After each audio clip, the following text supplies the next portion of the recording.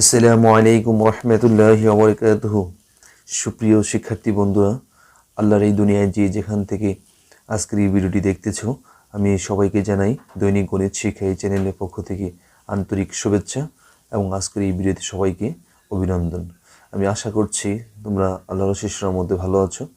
আমিও আল্লাহর তাআলার অশেষ রহমতে আলহামদুলিল্লাহ ভালো আছি। তো সুপ্রিয় শিক্ষার্থী বন্ধুরা, তোমরা যারা এবছর ষষ্ঠ শ্রেণীতে উত্তীর্ণ হয়েছো, তোমরা যারা এবছর 2023 সালে ক্লাস 6-এ ভর্তি হয়েছো, তোমাদের কারিকুলাম চেঞ্জ হয়েছে। দেখো, আজকে ভিডিওটি তোমাদের দেখানো হবে ডিজিটাল প্রযুক্তি ষষ্ঠ শ্রেণী। আজকে এই ডিজিটাল প্রযুক্তি ষষ্ঠ শ্রেণীর প্রথম পর্ব শুরু করছি। তো এই চ্যানেলটি সাবস্ক্রাইব করে রাখো যেন পরবর্তী, এবং পাশে থেকে বেল আইকনটি অল করে দাও যেন পরবর্তী ভিডিওগুলি সবার আগে তুমি পেয়ে যাও।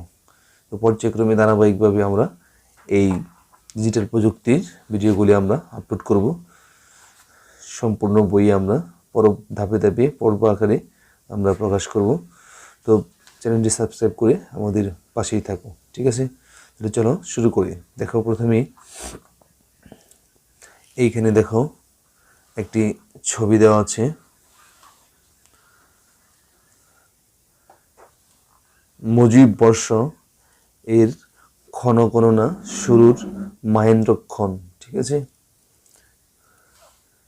এখানে দেখো 1972-এর 10ই জানুয়ারি বঙ্গবন্ধু শেখ মুজিবুর রহমান ফিরেছিলেন তার স্বাধীন বাংলাদেশে। তেজগাঁওয়ের পুরাতন বিমানবন্দরে বর্তমান জাতীয় প্যারেড গ্রাউন্ড উড়োজাহাজ থেকে নেমে বঙ্গবন্ধু বাংলাদেশের মাটি স্পর্শ করার সাথে সাথে পূর্ণতা পেয়েছিল আমাদের স্বাধীনতা ও বিজয়। ঐতিহাসিক সেই দিন ও স্থানকে বেছে নেওয়া হয়েছে বাংলাদেশের স্বাধীনতার উপকারীর জন্মশতবার্ষিকীর ক্ষণ গণনার মাহেন্দ্রক্ষণ হিসেবে। ছবিটিতে 10ই জানুয়ারি 2020 সালের মুজিব বর্ষের লোগো উন্মোচন করেছেন বঙ্গবন্ধু কন্যা মাননীয় প্রধানমন্ত্রী শেখ হাসিনা। অনুষ্ঠানে উপস্থিত ছিলেন বঙ্গবন্ধু কন্যা শেখ রেহানা ও প্রধানমন্ত্রী পুত্র সজীব ওয়াজেদ জয় সহ প্রায় 10,000 দর্শক। 2020 সালের 17 মার্চ থেকে 2022 সালের 31শে মার্চ পর্যন্ত জাতির পিতা বঙ্গবন্ধু শেখ মুজিবুর রহমানের জন্মশতবার্ষিকী উদযাপিত হয়েছে। তাহলে দেখো, এটা হচ্ছে তোমাদের পরীক্ষামূলক একটা সংস্করণ।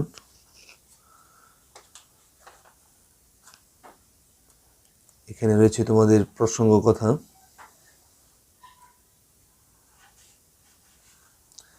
এখানে তোমাদের উদ্দেশ্যে দেখো একটা লেখা রয়েছে, প্রিয় শিক্ষার্থীর উদ্দেশ্যে খোলা কথা। দেখো এখানে কি বলা হয়েছে, প্রিয় শিক্ষার্থী, তোমাকে নতুন বছরের শুভেচ্ছা। তুমি ইতিমধ্যে তোমার শিক্ষা জীবনে একটি গুরুত্বপূর্ণ পর্যায়ে প্রাথমিক শিক্ষা পার করে মাধ্যমিক পর্যায়ে শুরু করতে যাচ্ছ। এটি নিঃসন্দেহে একটি উল্লেখযোগ্য ব্যাপার। তোমাকে অভিনন্দন।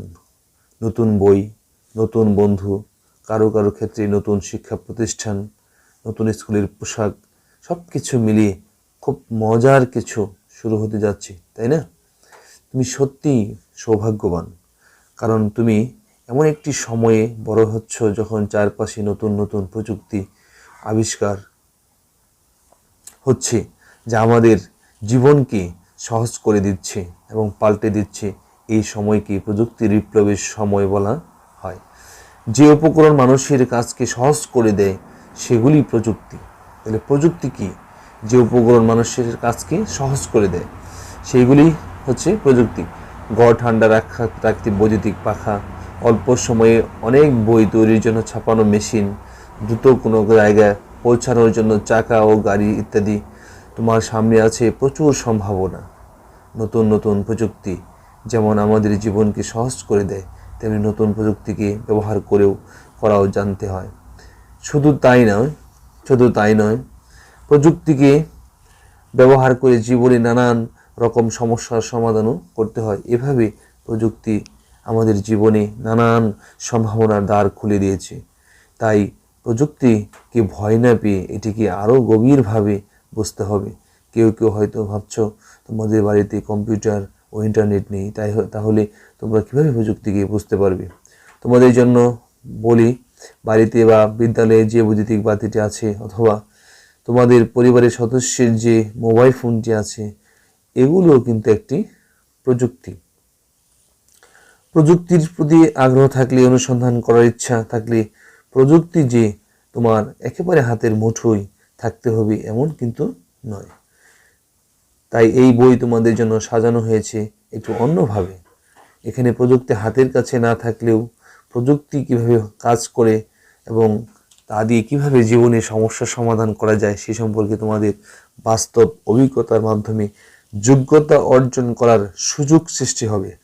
জানা এবং অভিজ্ঞতা লাভ শুধু শ্রেণীকক্ষে হবে তা কিন্তু নয়, বরং তোমাদের বিদ্যালয়ে আসা যাওয়ার পথে, খেলার মাঠে, বিদ্যালয়ের চারপাশে এবং বাড়িতেও অভিজ্ঞতা লাভের সুযোগ আছে।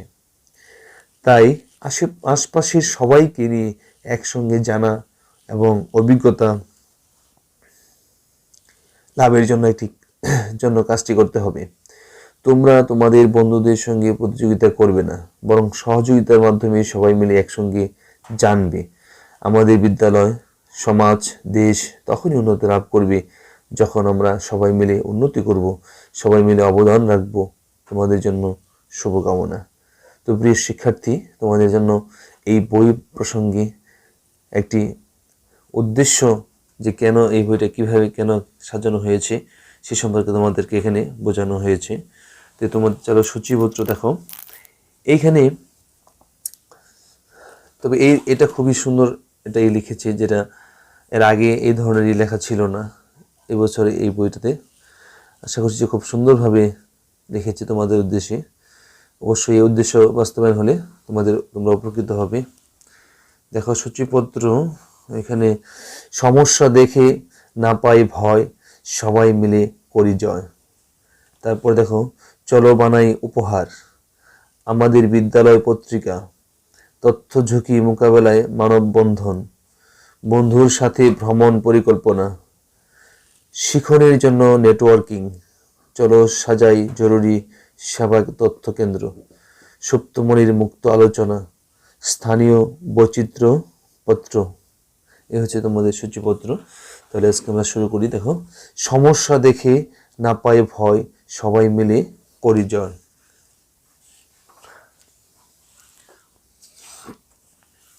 এখানে দেখো শিখন অভিজ্ঞতা 1, সমস্যা দেখে না পাই ভয়, সবাই মিলে করি জয়। এটা হচ্ছে শিরোনাম তোমার এই অধ্যায়ের নাম। দেখো আমরা প্রতিদিন বিভিন্ন সমস্যার সম্মুখীন হই, যার অনেক কিছুই উপযুক্ত তথ্যের মাধ্যমে আমরা সমাধান করতে পারি। ডিজিটাল প্রযুক্তি বিষয়ের শুরুতেই আমরা আমাদের আশেপাশের কিছু সমস্যা খুঁজে বের করার চেষ্টা করব এবং সেই সমস্যাগুলো কিভাবে উপযুক্ত তথ্যের মাধ্যমে সমাধান করা যায় সেটি অনুসন্ধান করে অন্যদের সচেতন করব। সেশন 1 দেখো খুঁজে বের করি একটি দৈনন্দিন সমস্যা। গত এক সপ্তাহে তুমি কি কি সমস্যার সম্মুখীন হয়েছ তা তোমার পাশের বন্ধুর সঙ্গে আলোচনা করো এবং সবাই মিলে 10টি সমস্যা চিহ্নিত করো। আমরা বলছিলাম তথ্যের মাধ্যমে আমরা আমাদের সমস্যাগুলো সমাধান করব। তাহলে প্রথমে আমরা তথ্য কি, তথ্যের উৎস কি এবং তথ্য অনুসন্ধানের বিভিন্ন উপায় নিয়ে আলোচনা করব। তোমার নাম, তোমার বয়স, তোমার উচ্চতা, তুমি কোন বিদ্যালয়ে পড়ো, কোন শ্রেণীতে পড়ো, এই সব কিছুই হচ্ছে কি তথ্য। আশা করি বুঝতে পারছো। তোমার চারপাশে তাকিয়ে দেখো, সবই তোমার বন্ধু, কিন্তু তোমাদের মধ্যে কিছু মিল যেমন আছে তেমনি কিছু অমিলও আছে। চলো আমরা ঝটপট কিছু তথ্য বের করে ফেলি। তোমার সুবিধার জন্য নিচে একটি সারণী বানিয়ে দেওয়া হলো, যেটিতে তুমি একজনের তথ্য সংগ্রহ করতে পারবে। যেমন এখানে দেখো সারণী 1.1, ফর্মের নাম, প্রথম শ্রেণী সেশনের প্রথম জরিপ। এখানে মনে করো তোমার জন্ম মাস কি, জন্ম মাস, এখানে মাসের নামটা লিখবে। তারপর তোমার বাড়িতে কয়টি পোষা প্রাণী আছে, তোমার প্রিয় খেলোয়াড় কে, ঠিক আছে। প্রথম শ্রেণী সেশনের প্রথম জরিপ এখানে লিখবে, ঠিক আছে। তাহলে এখানে লিখবে তোমার জন্ম মাসটা কি, কোন মাসে তুমি জন্মগ্রহণ করেছো সেই মাসের নামটা এখানে ইংলিশে সেই নামটা লিখবে। জানুয়ারি হলে জানুয়ারি, ফেব্রুয়ারি হলে ফেব্রুয়ারি, যে মাসে তুমি জন্মগ্রহণ করেছো সেই নামটা এখানে লিখবে। আর তোমার বাড়িতে কয়টি পোষা প্রাণী আছে, যেমন বিড়াল থাকতে পারে, গরু থাকতে পারে, তারপরে ছাগল থাকতে পারে, কবুতর থাকতে পারে, হ্যাঁ এ ধরনের মুরগি থাকতে পারে, এ ধরনের তোমার পোষা প্রাণী যেগুলি আছে, হ্যাঁ কয়টি পোষা প্রাণী আছে এই প্রাণীগুলির তালিকা এখানে দিবে, সংখ্যার দিবে। তো তোমার প্রিয় খেলোয়াড়কে, তুমি কোন খেলোয়াড়কে পছন্দ করো সেই খেলোয়াড়ের নামটা এখানে দিবে। তাহলে দেখো, তো তথ্যের প্রয়োজনীয়তা আমাদের দৈনন্দিন জীবনে প্রতিটি ক্ষেত্রে তথ্যের প্রয়োজন হয়। ঘুম থেকে উঠে ঘড়ির সময় দেখা থেকে শুরু করে ঘুমানোর আগে আমাদের পরের দিন বিদ্যালয়ে আসার প্রস্তুতি হিসেবে ব্যাগ গোছানোর সময়, সেশন রুটিন দেখে নেওয়া, সব সময়ই তথ্যের প্রয়োজন হয়। দৈনন্দিন জীবনের প্রতিটি মুহূর্তে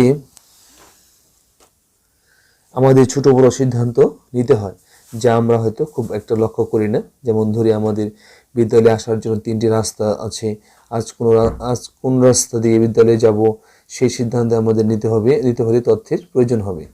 আরেকটি উদাহরণ হতে পারে, আমাদের কয়েকজন বন্ধু বাসায় বেড়াতে এসেছে, আমরা সবাই মিলে কিছু একটা খেলতে চাই। আবহাওয়া ভালো থাকলে আমরা মাঠে গিয়ে খেলবো, বৃষ্টি হলে বাসায় বসে খেলবো। সেক্ষেত্রে আমরা মোট কতজন আছি তার উপর নির্ভর করে খেলা নির্ধারণ করতে পারি। খেলার জন্য যদি কোনো সরঞ্জাম প্রয়োজন হয়, সেগুলো আমাদের কাছে আছে কিনা তার উপর নির্ভর করবে আমরা কি খেলবো। এখানে তাহলে আমাদের কি তথ্য প্রয়োজন হচ্ছে, আবহাওয়ার তথ্য, এবং কি কি খেলার সামগ্রী আছে এই তথ্যের প্রয়োজন হবে। চলো এবার তাহলে আমরা কিছু অনুসরণ করি। আগের উদাহরণটি দিয়ে যদি বলি, তোমার সিদ্ধান্ত নিতে হবে যে তুমি আগামীকাল বিদ্যালয়ে যাওয়ার জন্য ব্যাগে কি কি নিবে। তোমার যে তথ্যের প্রয়োজন তা হলো কাল কি কি সেশন হবে, তোমার হলো তোমার ক্লাস বা সেশন রুটিন। ঠিক আছে, এইখানে দেখো, এবার আমরা যে কিছু সমস্যা চিহ্নিত করি যেগুলো সমাধানের জন্য আমাদের তথ্যের প্রয়োজন এবং সেগুলোর জন্য উপযুক্ত তথ্য কি হতে পারে তা লিখি। এখানে সিদ্ধান্ত বা সমস্যা, যে তথ্য প্রয়োজন, তথ্যের উৎস, যেমন সিদ্ধান্ত বা সমস্যা, আগামীকালের সেশনের জন্য ব্যাগে কি কি শিক্ষা উপকরণ নিবে। শিক্ষা উপকরণ যেমন তোমার খাতা, কলম, পেন্সিল, রাবার, জ্যামিতি বক্স, এগুলো হচ্ছে কি স্কেল, এগুলো হচ্ছে শিক্ষা উপকরণ। তারপরে তোমার যে তথ্য প্রয়োজন, কাল কি কি সেশন হবে, তথ্যের উৎস, আমার সেশন রুটিনটা কি। আর উদাহরণ দিয়ে হচ্ছে, আমার বিদ্যালয়ে যাওয়ার 3টি রাস্তার মধ্যে আজ কোন রাস্তা দিয়ে বিদ্যালয়ে যাব, কোন রাস্তায় উন্নয়ন কাজ চলার কারণে বন্ধ আছে, কোন রাস্তায় পানি উঠেছে, কোন রাস্তায় বেশি যানজট, কোন রাস্তায় সবচেয়ে কম সময় লাগে। হ্যাঁ ঠিক।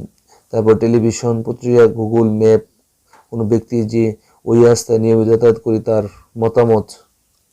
উদাহরণ 3, শীতের শেষে একটি বনভোজনের আয়োজন চলছে। এই সময় টেলিভিশনের সংবাদে দেখা গেল দেশের কয়েকটি জেলায় বৃষ্টি হচ্ছে। এখন বনভোজনের তারিখ কি পেছানো উচিত?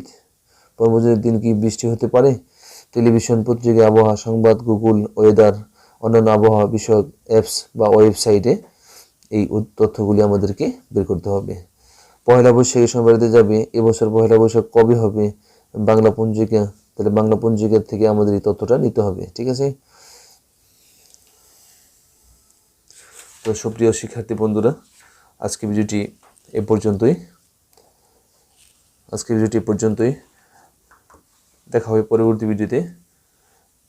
সে পর্যন্ত সবাই ভালো থাকো, আর প্লিজ চ্যানেলটি সাবস্ক্রাইব করে আমাদের পাশেই থাকো, পাশে থাকা বেল আইকনটি অল করে দাও, যেন এর নোটিফিকেশন তোমার কাছে চলে যায়। যে কোনো ভিডিও ছাড়ার সঙ্গে সঙ্গে নোটিফিকেশন তোমার কাছে চলে যায়। তো এইভাবে পর্যায়ক্রমে আমাদের সম্পূর্ণ বইয়ের ভিডিওগুলি ছাড়া হবে। তো তোমরা পর্ব আকারে ভিডিওগুলি পাবে। এই জন্য তোমাদের কাছে আমার রিকোয়েস্ট থাকবে যে চ্যানেলটি সাবস্ক্রাইব করে আমাদের পাশেই থাকো। তো ঠিক আছে, তো সবাই সুস্থ থাকো, সুন্দর থাকো, সকলের সুস্বাস্থ্য এবং দীর্ঘ কামনা করি। আজকের মতো এখানে শেষ করছি। আল্লাহ হাফিজ। আসসালামু আলাইকুম ওয়া রাহমাতুল্লাহি ওয়া বারাকাতুহু।